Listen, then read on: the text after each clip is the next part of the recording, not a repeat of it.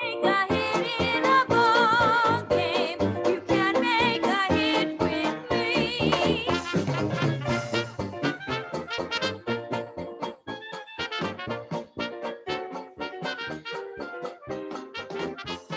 Good morning. Welcome to the Payoff Pitch with Stephen Trost and Sean O'Toole. Excuse me, I'm tongue-tied this morning. Gentlemen, how are you? Stephen, how's it hanging? I'm doing fantastic. Got another big day of baseball. I know what, like 11 games at 4 o'clock today. I think we got all 15 games. I'm ready for it. Let's have a good day. Yeah, what the hell was that? The Yankees and the Phillies didn't play on a Friday night. What the hell was that? Unbelievable. Did not see that one. What happened? They weren't scheduled to play. It's a Friday night in Philadelphia, and they don't have a freaking baseball game scheduled, and they're playing the New York Yankees. What the hell is that? Sean, how are you? I'm doing great. Yeah, weird stuff in the schedule this year. We talked about that on Wednesday when we had whatever it was, like 3 games scheduled on Wednesday. It's just kind of weird. Really, really weird. Anyways, let's dive in to the bargain bin as we do on every show. Sean, I'll let you start it off. Basically, players that you are looking to get at a low rate at this point right now. What say you? Okay, I'm going to give a couple names really quick. I am wearing a Tigers shirt. This is not totally homerific, but stick with me for just a second. Kyle, here we go. First, no, this guy's only rostered in 46% of Yahoo leagues. I've seen him even lower in ESPN. Eric Haas of the Detroit Tigers, who's a catcher. He's also got some outfield eligibility depending on the rules of your league, because he did play some outfield in the truncated season last year. I'm just going to give a couple numbers. He's only played in 23 games. He's only got 82 at-bats. In those 82 at-bats, 8 home runs against a 256, 307, 610 slugging, and a 917 OPS. Even modeling in for a little bit of regression, if he gets to say 150 to 200 at-bats, you're talking about, somebody that's going to bop 20 home runs. The Tigers aren't very good, so I don't know how many runs batted in he's going to generate for you. And he is very much a 3 true outcomes guy. I mean, only 8 walks against 31 strikeouts. So he's definitely going up there with a plan in mind. Let me ask you something real quick before we get past this. You're saying you're modeling in 150, 200 at bats. Is he not expected to be a starter? Because at that point, yeah, that's on the low end. So he's in a timeshare at the catcher position with Jake Rogers. Obviously, the Tigers went and signed Wilson Ramos in the offseason and found out that it wasn't 2015. Wilson Ramos couldn't still catch anymore. So they've had to, as Al Avila has often done up there. Flowers is still out there on the free agent market. Yeah, exactly. You can go pick up John Flaherty too while you're at it. But this is I don't know how much this matters for the purposes of fantasy. He's a local kid. He's from Sterling Heights, Michigan. He went to high school in the area. He was in the Cleveland organization and was backlogged by Francisco Mejia forever before the Indians gave up on him and traded him to Tampa, and then got backlogged behind Roberto Perez. So Cleveland, Rule 5'd him. Detroit grabbed him year before last. He's always been a hitter. That's the thing. He's a very good catcher, but he's always been able to hit for power. So if you drafted somebody like Grandal, who's just, is hitting the ball out of the ballpark when he does connect, but he's hitting 160. Or if you took, if you were expecting a repeat from Mitch Garver, or if you saw Carson Kelly's hot start and traded for him like me, and have since seen Carson Kelly, put his Clark Kent suit back on and figure out that he's not Superman. This is an under the radar guy, again, less than 40% rostered in most leagues, where you're going to get some home runs when he starts. And he does come in, he does play a lot as a DH. So you don't have to worry too much about him being a catcher.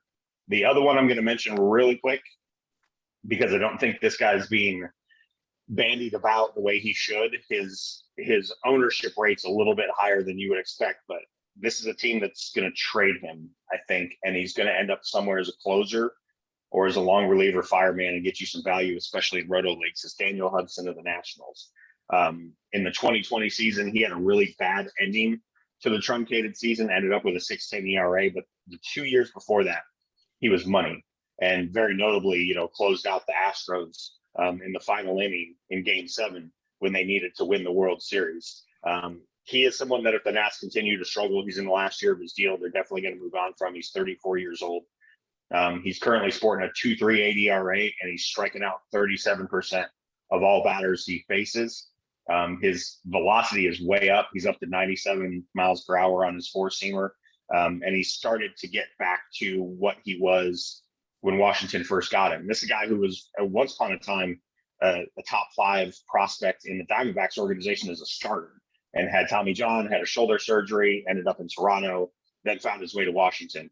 Someone's going to trade for him if the Nationals continue to falter and use him as either a 7th and 8th inning guy or just straight up as a closer.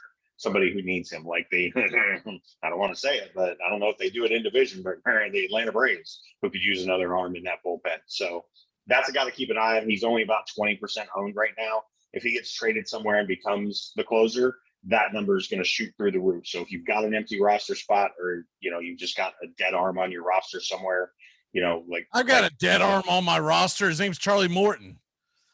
Yeah. For the people still holding on to Mike Soroka, right? This might be a better plan. This might be someone who actually pitches this year. So those are my 2 on the bargain bin: Eric Haas, Daniel Hudson. Keep your eyes peeled. No, like the Eric Haas, I love. Like I was doing my research this week.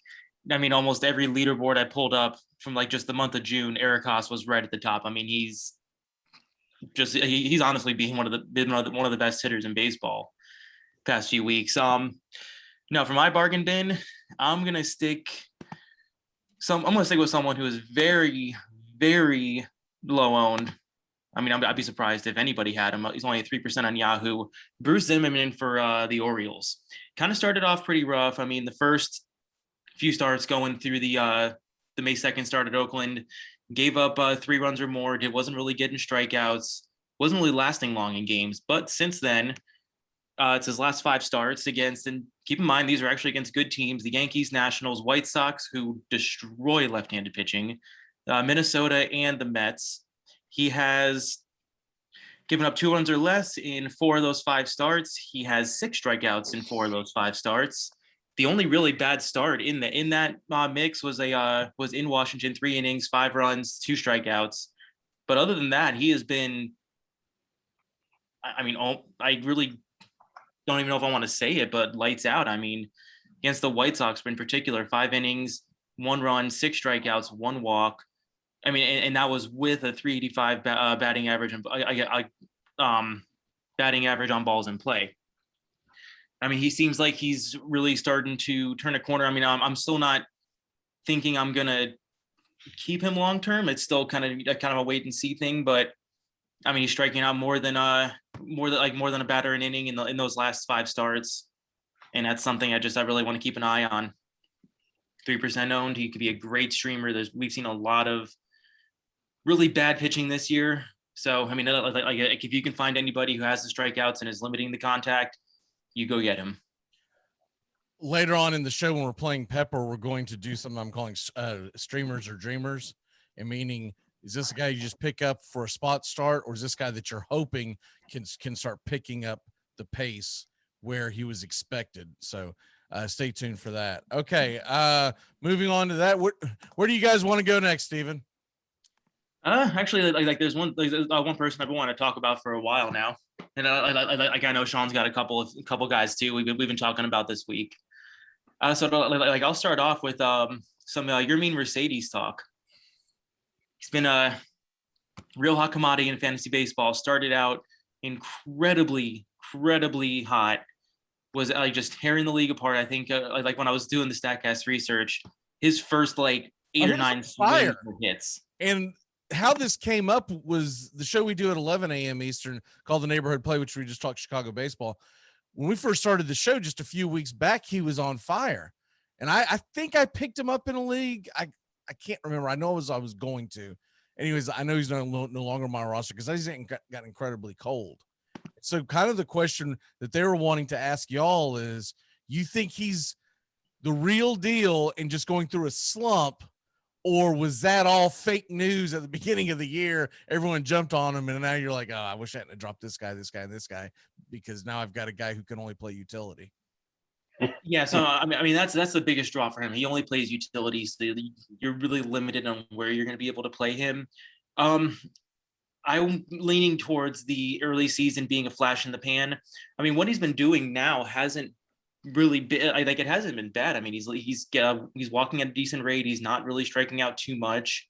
But I mean, the one thing that's really caught my eye is he had 5 home runs in April.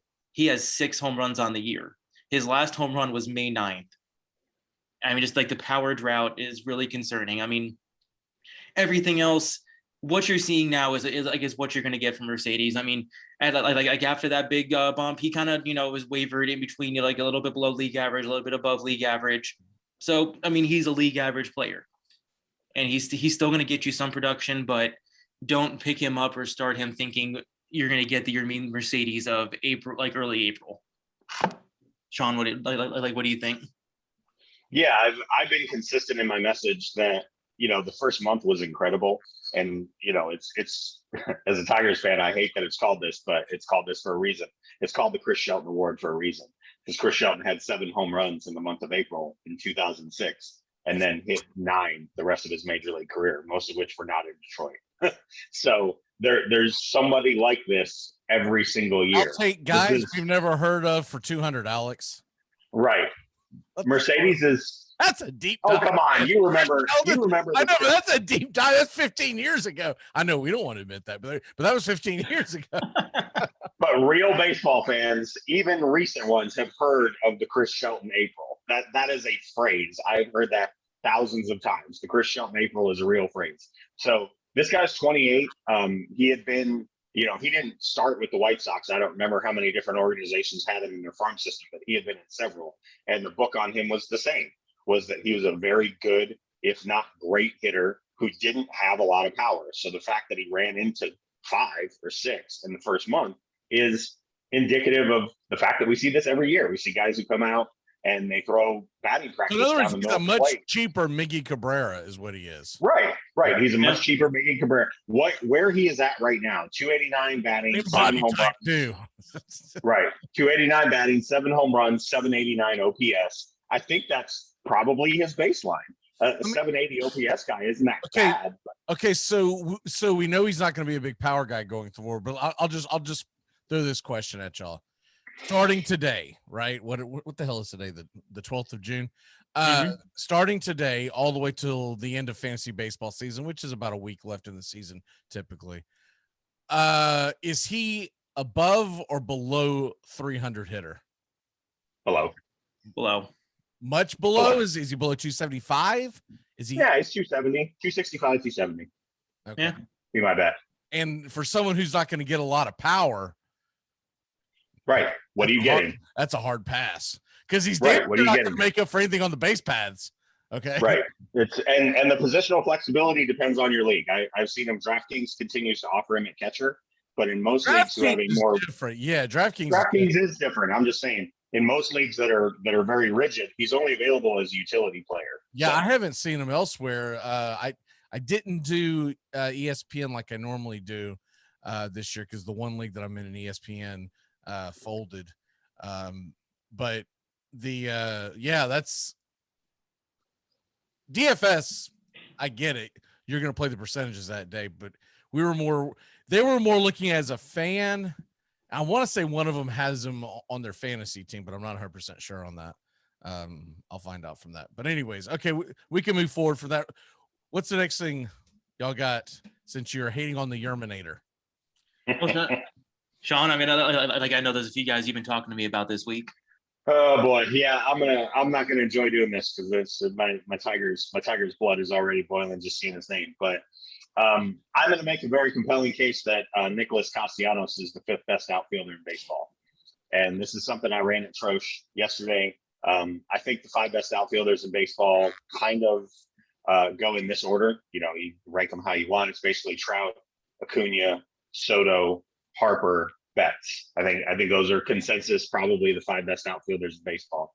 I actually think Castellanos has a case that he's 6th and 6th by a wide margin over anybody behind that right now. And I actually think he's better than Bryce Harper. So just some current numbers. 27. I'll tell you what, man. speaking of Bryce Harper, I'm all jokes aside, I know I give him a hard time all the time. I'm disappointed what he's done in Philadelphia, considering that stadium built for a lefty and the ball flies. I'm a little disappointed of what Bryce Harper has done since he's been in Washington. And I don't know if it's because he doesn't have Rendon. Rendon around him or what the hell the deal is. But he's far removed from what was it 2015, 2016 when he won the MVP, somewhere in that neighborhood. Yes. Now he's just like a good outfielder. He's not someone you're going to pick off your fantasy team, but he's not someone that you're targeting going into the draft. He's more of a guy that goes, all right, well, he's here, I'll draft him. But you're not going, all right, he fell to me. I mean, unless you're in some weird league and someone like just totally, if you're in Atlanta Braves fantasy baseball league and he falls to you in the 12th round, that's different. But I will not draft Bryce Harper. We've all got an opinion on Bryce. I think he's always been somewhat overrated. And if Rhys Hoskins continues to just not be able to barrel the ball, there's no reason to pitch to him. So that has a lot to do with his struggles this year.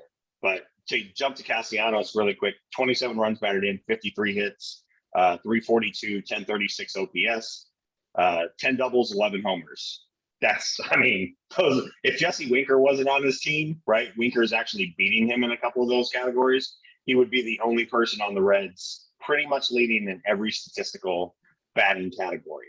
So it is befuddling to me. This is more of a real baseball thing than a fantasy analytics thing that the Tigers traded this guy for 2 single-A pitchers and $500,000 to the Chicago Cubs. This will come as a great surprise to everyone, but neither of those pitchers are still in the Tigers organization. So they basically traded him for nothing. And he just ranks very high in every single metric. There's only 3 outfielders who scored more runs: Haniger, Winker, and of course Ronald Acuna, who's just an absolute freak. His 81 hits are 7 more than the closest person to him, which is Winker. That gap was recently as high as 12. I just think he's colossally underappreciated. Some of that is probably because he's not a very good outfielder. He's fine. He's passable.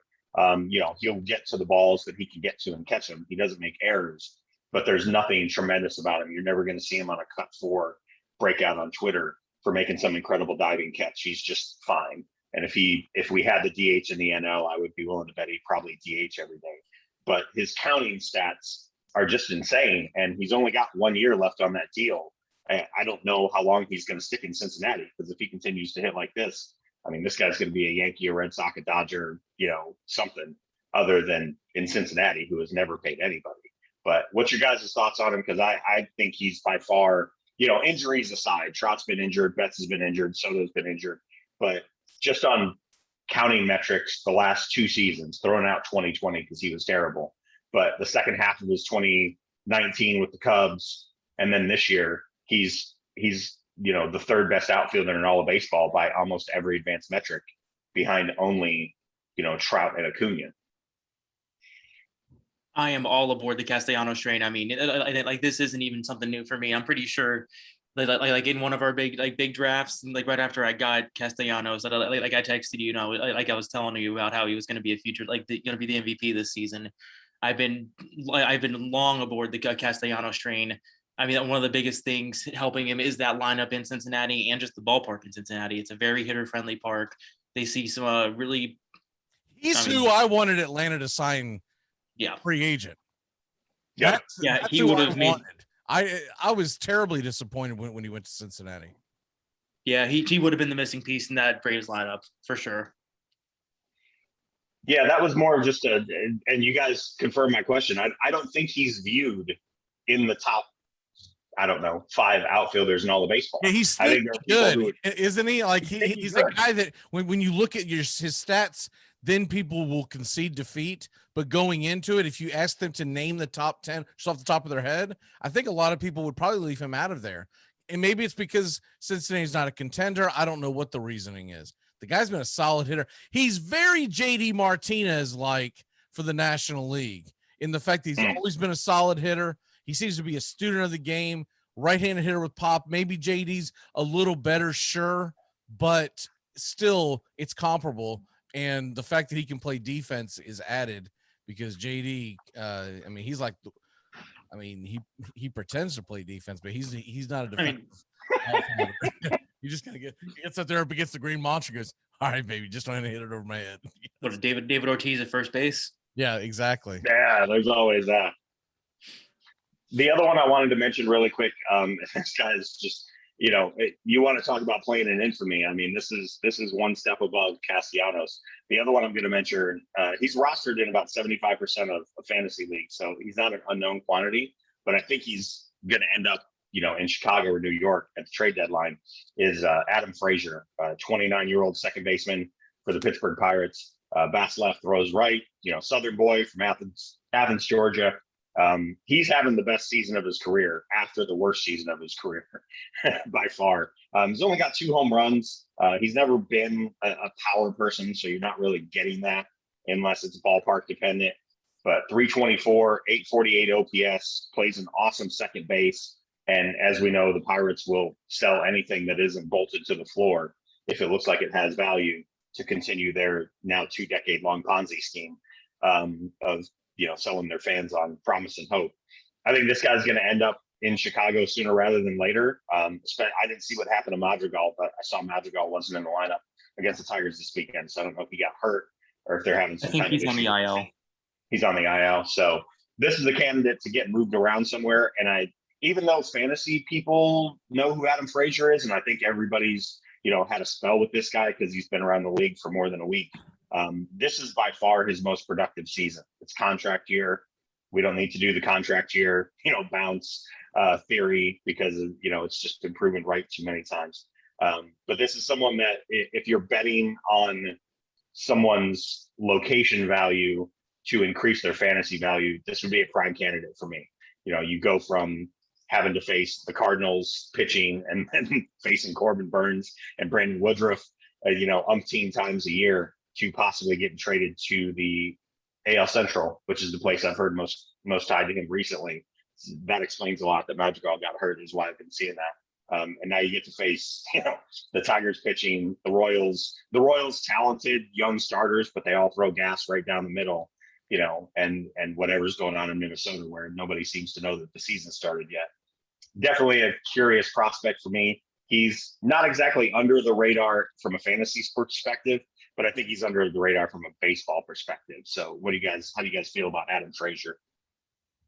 No, I mean, I love Frazier. I mean, he kind of reminds me of a little bit of guy I talked about a couple weeks ago, Jake Cronenworth. But yeah, I mean, he's going to be like your high on base percentage, going to ship in some steals, going to get some runs, not huge power, but those guys are always very valuable. That, like, especially in roto leagues, to keep your ratio stats up. Yeah, I've got a share of him. So I keep him basically as an extra guy because he can play both infield and outfield. So you can slide him around a little bit. I had a dilemma the other day, and I just had to go ahead and suck it up and kill one of my starts because I could not believe in one of our leagues, I forget which one it is, that Tim Anderson was out there. And I was like, what the hell is going on in this league? So I picked him up, and I was like, who the hell drops Tim Anderson? I still haven't gone back and looked who owned him prior, but it was just dumbfounding that Tim Anderson would be out on the waiver wire. I actually it might have been our Roto Dynasty, because I think I saw that the same day you. Maybe I don't know. It was in one of the YouTube leagues. I think 2 days before that, I picked up Pete Alonso. It was David. That guy will just panic. I mean, dude, he's hitting 291. He's got six dingers and 23 RBI. So you're talking about a third of the way of the season. So you're talking about a guy who's probably going to hit close to 20 home runs, have a 300 batting average. His RBIs will probably pick up in the summer when it warms up in Chicago. I'm like, whatever, dude. This guy's going to steal 35 bases probably. I'm like, whatever. I don't know what the hell you're doing, but okay.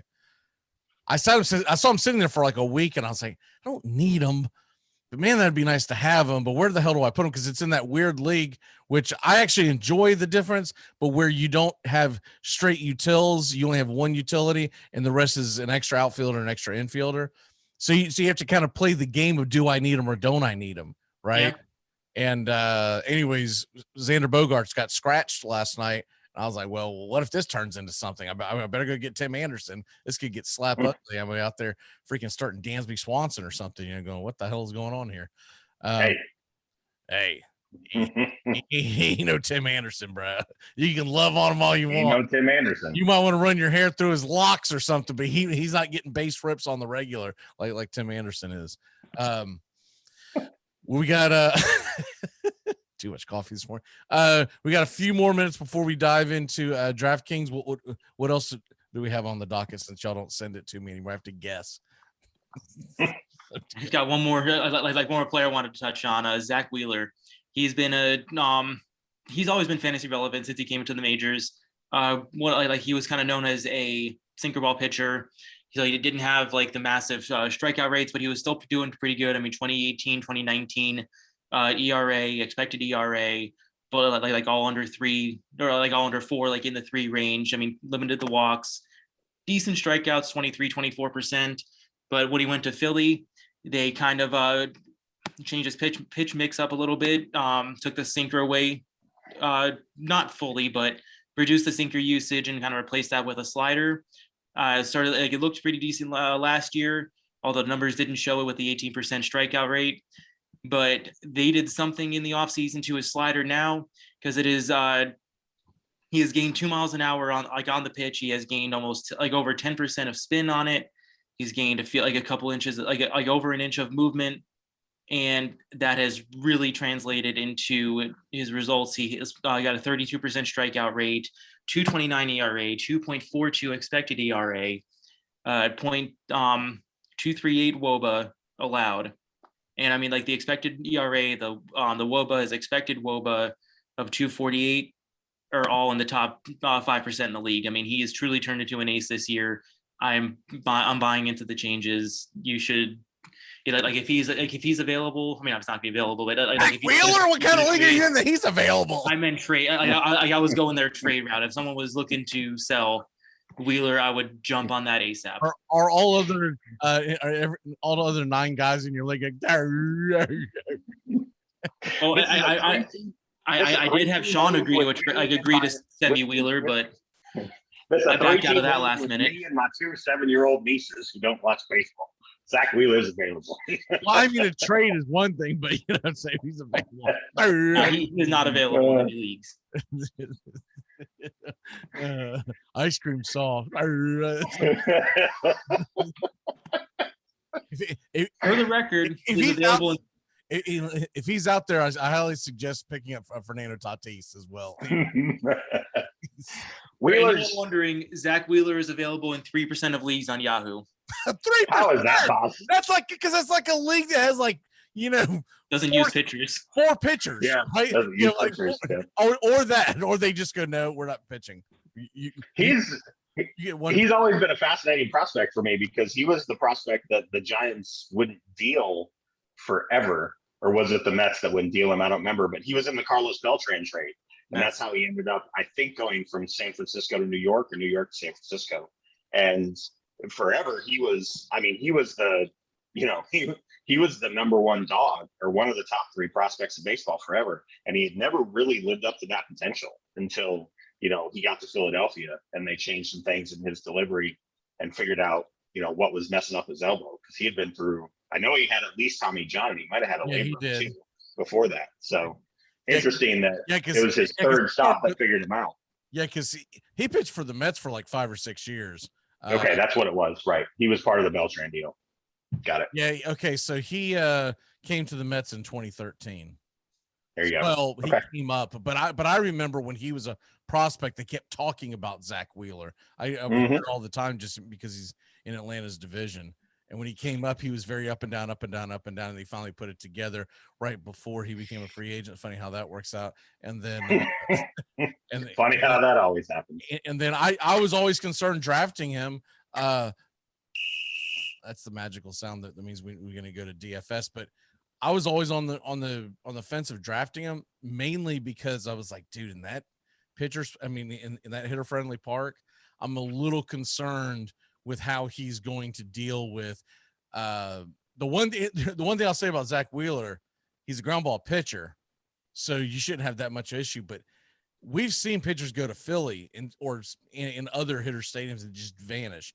So that's why I was always gun shy on him. I don't even know if I have a share of him because I've always been gun shy of him, but he's pitching phenomenally. I think he's ranked 7th in Yahoo, like overall. Surprise me.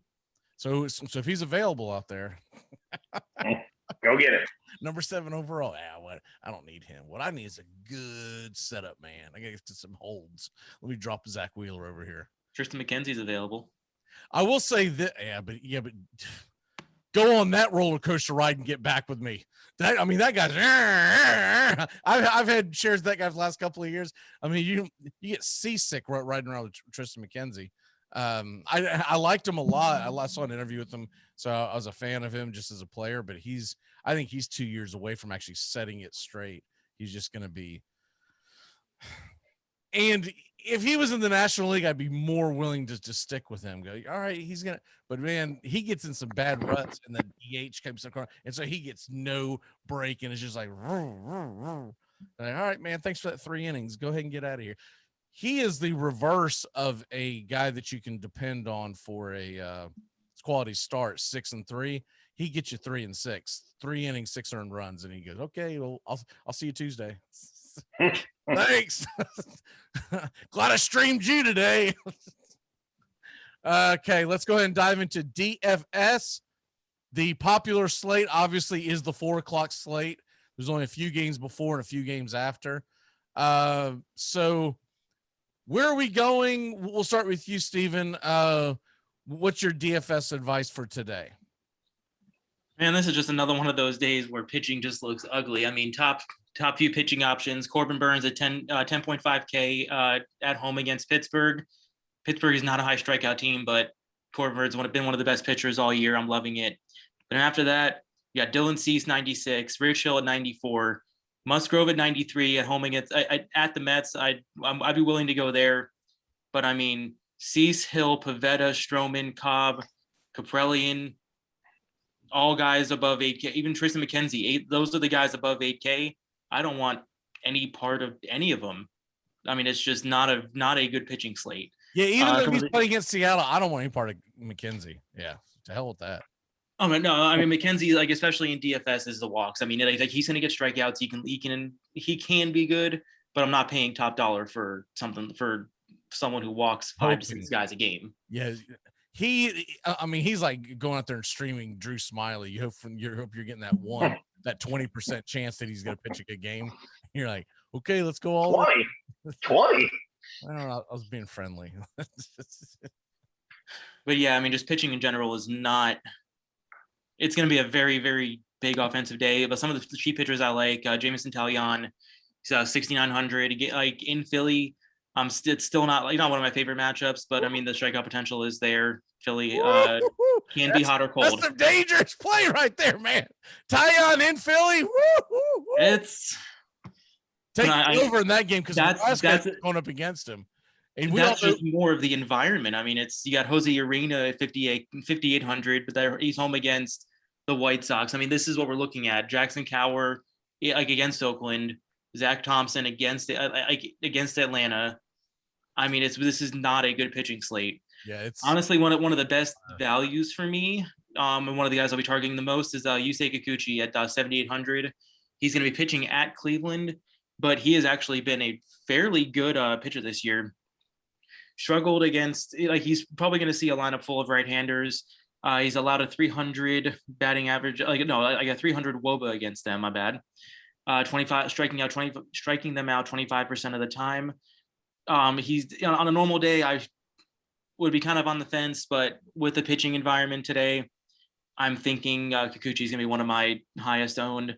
If we are looking at bats, one of the first places I'm going to be looking is the Boston lineup. They're going to be facing Steven Matz today at home, and that is just batting practice. I'm a little bit worried that Xander Bogaerts is out of the lineup, but Enrique Hernandez, Verdugo, JD Martinez all handle left-handed pitching pretty well. Yeah, I'm steering clear of Steven Matz. Sean, what say you today? Yeah, I'm spending on pitchers, which is usually the opposite of my plan. But because the pitching matchups are so dire, I'm spending on Burns at home against Pittsburgh because I mean, he might throw a perfect game with 26 strikeouts. And Alex Cobb at Arizona, I don't love it that it's 8,700, but his last two starts have been really promising. They've completely reworked his two-seam fastball, and Arizona can't hit to save their life. There are batters to save money on. A couple just really quick. Dom Smith in the outfield at 4,900. That's several $1,000s less than the guys at the top. And anytime there's a right-hander on the mound, Dom Smith is facing him, he should be in your lineup because he just abuses right-handed pitching. And Ryan Mountcastle, who's got first base and outfield flexibility in Baltimore, going up against Rich Hill, he has bashed left-handers today, so he could get to Hill early. And he's actually been very good the last couple of weeks. He's only 3,200. You just have to kind of hunt for some value plays. I like Taylor Walls for Tampa Bay as well at 2,900. That's a place you can save at shortstop. He hasn't flashed any power yet, but he's gotten base hits in every game, and he can always get driven in that Tampa Bay lineup. Hitting in front How of long, Wander Franco? Good God. You and I have had this conversation 3 weeks running on the Wednesday show. They're waiting for the June Super 2 deadline, and then you're going to see Franco and probably Grujon too. They're both bashing in Durham. God So, bless. Yeah. There's a handful of people that I'm like, really? I mean, Yep. are we going to see these guys during the Biden administration? Like, what the hell? listen, Oh, we gotta if Chris stay running. Bryant, We gotta if stay- Chris Bryant couldn't get an arbitrator to agree that the Cubs manipulated his service time, nobody's going to be able to. So it's going to Yeah, keep but happening. Chris Bryant, that was just a few weeks. If you remember, that was in the middle of April. This is Yeah, I know. June. This guy's tearing the cover off the ball. I want to see him play. Man. Killing. I Killing everything. I watch the Rays almost every night, and I mean, I'm ready for see a spark in that offense. They're a good team. They're fun to watch because they win, but they'd be a lot more fun if they scored runs. Okay. Anything else before we go into batting? I mean, Pepper. Just want to mention one last stack. Rockies are like maybe a very low owned stack today. They're playing in Cincinnati facing Wade Miley, and we know Wade Miley is not a. Actually, no, he actually had the no hitter this year. Yeah, so he has picked up a little bit. Still isn't that good of a pitcher. That is a very hitter friendly ballpark. Brendan Rodgers at $3,000, hitting left-handed pitching very well. Could be a very good way to fit some bigger bats in your lineup. All right, let's go ahead and get into the. I don't remember what the hell I did with it. All right, here we go. Oh, by the way, real quick, I want to throw this at y'all because this kind of bleeds into the fact that we're going to start doing fantasy football here. Not in the not too distant future. We'll start adding like one segment to fantasy football. Check out this list because I don't think y'all were on the show when I was blacking out and almost had a stroke over this list that a guy put out. He's supposed to be a fantasy football guru because I went to his profile. It's like right for Roto, whatever the hell he writes for. This is his top 5 list for this year for Dynasty Leagues. In other words, if you're going to keep a guy, but still, he's still prefacing the fact that, yes, this year does count. It's not like top 5 guys for 2022. This is for this year. Number 5 was Tyreek Hill. Number 5. Okay. Then he put Calvin Ridley over him. He put CeeDee Lamb on over him. He then had Stephon Diggs at number 2 and AJ Brown is number 1. Now, what the hell kind of list was that? I'm imagining ping pong balls bouncing around. You just grab names. Yeah, I got nothing. None of that makes sense to me. Is that just receivers or is that? Yes. Sorry. Okay, I was about to say. I don't terribly hate it. I mean, Tyreek at 5 is. I think 5 for Tyreek is a good spot just because of like once he loses that extra gear he has with his speed, like how good is he going to be? He's going to lose that. Like he's not 60, right? You're basically counting on a leg injury, is what Trish is trying to say. I think. Okay, but no, it's just anybody could get hurt, right? I mean, it's not about hurt. It's just he's the fastest player in the league, and he that's one of his big calling cards. The speed is one of the first things to go as you age. So is it like once he loses that extra gear, is he going to be as effective? I think that's a valid question. I think that guy could lose 2 gears and still be faster than everyone else in the league. I don't disagree. He drives an 8-speed while the rest of us are walking around in 5 speeds, right? And going, where is that gear? I don't see it. But I found it just incredibly hard. The CD Lamb thing, I think, was the thing that really jarred me. But AJ Brown, I'm like, dude, he's not even the best player on his team, the best receiver on his team. Maybe 3 years from now, but you're going to draft him number 1 overall as a receiver in a dynasty league. He was saying if you were starting a dynasty league this year and the draft came out, his first receiver picked would be AJ Brown, and then Diggs, and then CD Lamb, and then Ridley, and all the way down there's Tyreek Hill. By the way, Devontae Adams, not on the list. Well, I mean, I wouldn't want Jordan Love throwing to my receiver either. So right, but the thing is, it's a dynasty league. He's a free agent. He's not going to be there next year. He's probably going to go wherever the hell Aaron Rodgers goes. All right, let's go ahead and get playing pepper and all right. So streamers or dreamers, basically, guys, would you just stream these guys at this point, regardless of what it was at the beginning of the year? Or is this a guy, if he's out there, you pick him up and you're thinking that he's going to turn it around? First one I'll go with is Jorge Soler. It's been a little hot the last week, but all in all, it's had a terrible year. Sean, what say you? Dreamer, not a fan. So he's a streamer.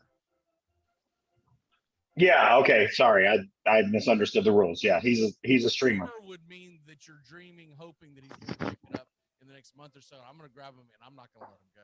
Streamer means I'm going to pick his ass up because I like his matchup. And oh, by the way, my outfielder just broke his toe. Him and Tyreek Hill just collided in the shower together, and they're done for the season. Yep. Streamer.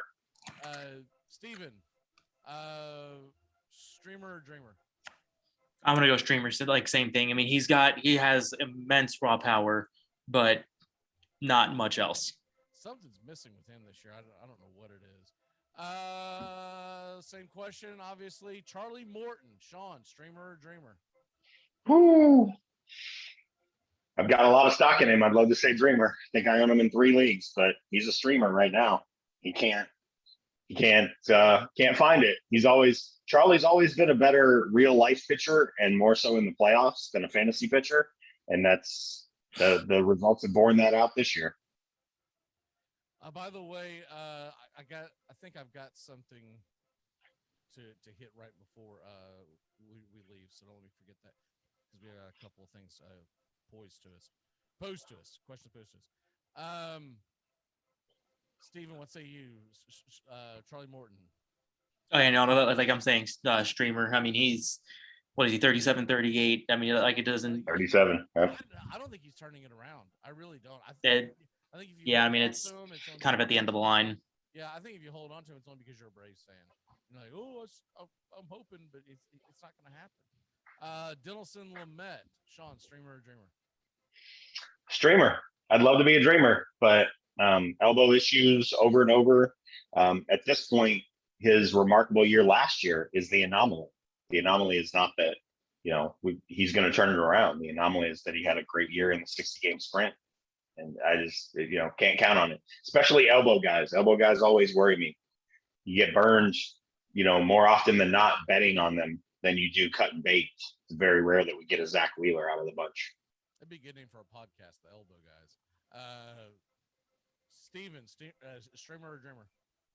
I'm gonna go the same thing, streamer. I mean, I've been wanting to dream on, or I have been dreaming on LAMET for a long time.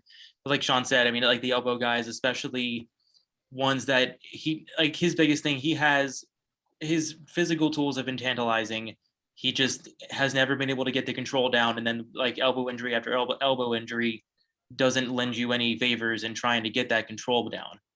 So I mean, I'm out at this point. I mean, like if he can put a couple years together and get some control, I'll think about it. But streaming, I actually think that he might turn it around in 2021. I think it'll be, he's not that far removed from what he did in 2020. Do I think he's gonna be Zach Wheeler? No, but I don't think he's gonna be as bad as Charlie Morton. Luis Castillo. Steve, I'm gonna start with you because I know you have him in at least one league. Streamer or dreamer? I'm still gonna go. You're still dreaming? I'm still dreaming here solely because we have seen this Luis Castillo countless times, year in, year out, can't do anything in the first half of the season, and then he'll have a 1.5 ERA in the second half. So I want to see him bomb out in the second half before I truly give up on him. All right, we'll do one last. Sean, Patrick Corbin, streamer or dreamer? I'm going to say dreamer, only because I like Patrick a lot. And I think the stuff is still there. I think there's something mechanical going on. I don't think it's his shoulder. I don't think it's his elbow. He doesn't seem to be in any pain. His velocity was down, but then it was back up. I think there's something mechanical going on that the Nats just haven't figured out yet. And because they've been bad and because he's been, nicked up here and there with little, minor injuries, they haven't had an opportunity to fix it. I think he's a dreamer. Question. We kind of talked about this, but we never really answered the question per se because I just saw it. Yeah, okay, finish that. Michael's got a question. Is Tristan McKenzie worth starting today? No. If you're streaming him in a league, yes. If you are playing DFS, no, just because of the price. Yeah, I believe so. I'm the same way. Like I wouldn't stream him if I thought I was going to win, and I'm not going to drop a guy because I don't want him to get away kind of thing.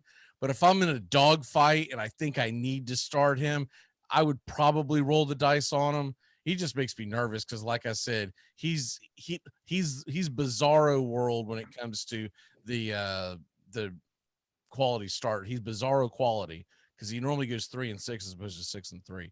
Sean, what is your walk off for the day? My walk off for the day is grab your White Sox. As much as I love the Tigers, Jose Urena's coming off the DL. This is his first start off the DL. He's always been kind of a reliable pitcher, but he likes to live in the zone with about a 92-mile-an-hour fastball, and it is hot in Detroit.